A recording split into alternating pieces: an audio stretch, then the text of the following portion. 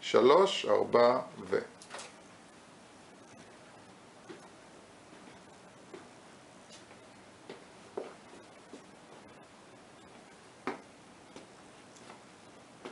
לא אמרתי שאני הולכת עם מקל. זה, אני בדיוק שמתי לב לזה, והיינו אמורים לבדוק את זה עם המקל, אבל כיוון שבדקנו את זה ללא המקל, אנחנו בכל הבדיקות, אם נוכל, נקווה שנוכל, נמשיך לבדוק את זה בלי מקל.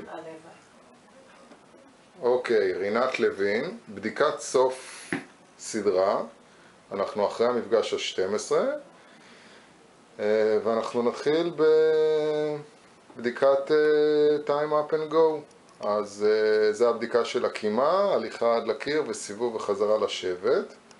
אז ברגע, אחרי שאני אומר 3, 4 ו... אז 3, 4 ו...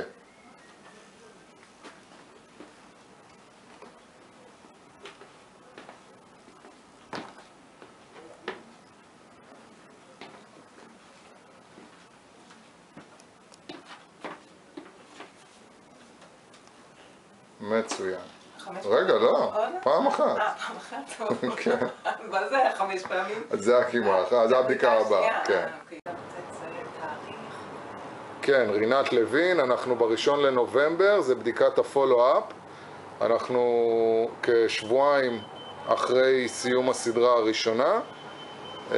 נתחיל מבדיקת time up and go. ברגע שאת מוכנה, רינת? אז שאני אגיד 3, 4 ואנחנו נצא לדרך. אז 3, 4 ו...